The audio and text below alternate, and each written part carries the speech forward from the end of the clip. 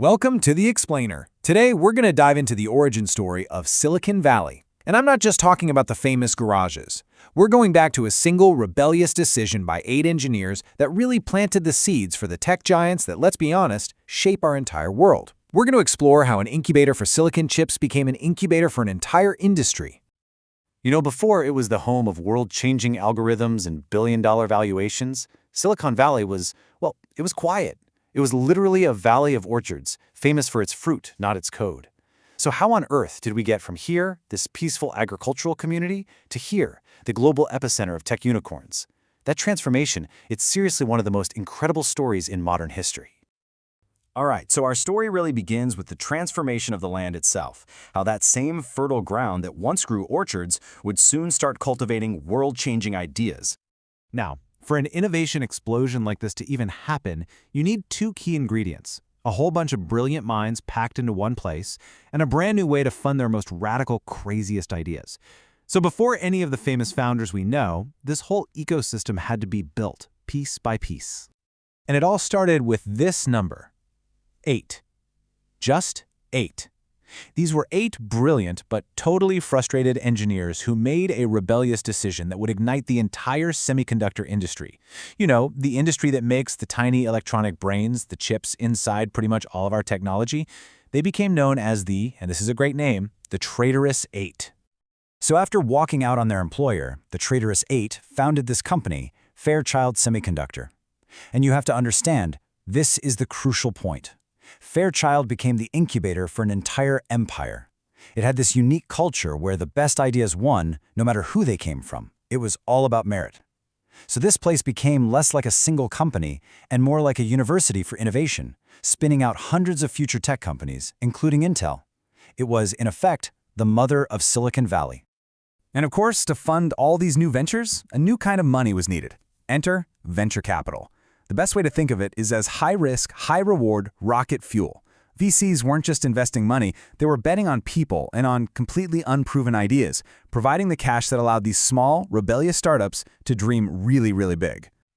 So, with the talent and the funding now in place, the stage was set for the legends to emerge. And you know what? Their stories often started in the most humble places you can imagine, proving that world-changing ideas can literally come from anywhere. The classic garage startup story? It pretty much starts right here with Bill Hewlett and Dave Packard. Back in 1939, in a tiny Palo Alto garage, they formed a partnership, decided on the company name with a coin toss actually, and started building audio oscillators. That little garage is now considered the official birthplace of Silicon Valley. Fast forward a few decades and you've got another garage, another revolution. You have the brilliant engineer Steve Wozniak and the visionary marketer Steve Jobs. Together, they didn't just want to build a computer. No, they wanted to build a computer for everyone. This vision for a personal computer, born from their partnership, completely changed our relationship with technology forever. And hey, it wasn't always a garage. Sometimes it was a Stanford dorm room. Larry Page and Sergey Brin had this academic project that just ballooned into an obsession: to organize all of the world's information and make it universally accessible. That simple, but absolutely staggering mission, that became Google. But here's the thing. A great idea is not enough, not even close. The journey from a garage to a global empire is paved with these incredibly high-stakes decisions. These moments where one different choice could have changed everything.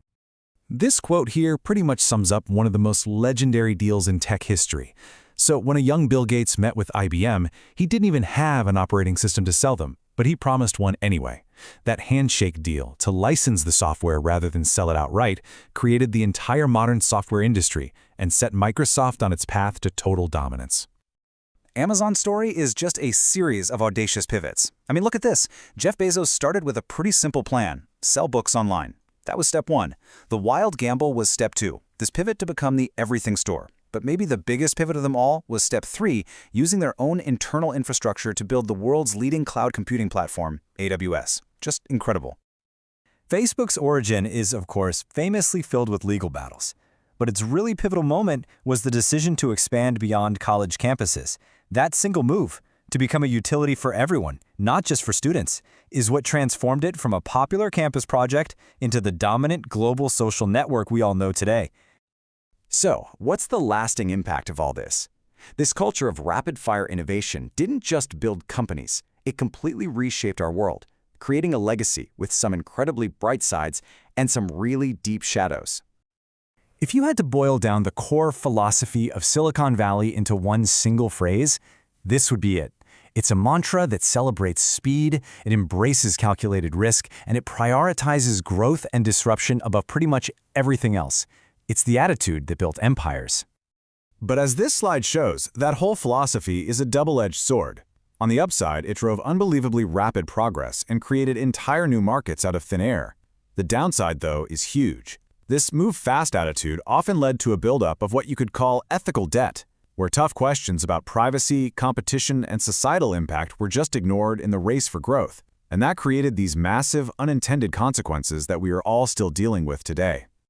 So, what can we learn from these legends? Well, it seems to boil down to a few key ideas. It all starts with solving a huge, meaningful problem. It requires having the courage to take smart, calculated risks. It really depends on building a company culture that becomes its own competitive advantage. And finally, it's about recognizing those pivotal, make-or-break moments and having the conviction to just act. And that brings us to the future. That first wave of giants, they build empires by organizing information and connecting people. So as we look towards AI, quantum computing, and everything else on the horizon, the question we're left with is this: what fundamental part of our world will the next generation of innovators organize? The next chapter is just beginning.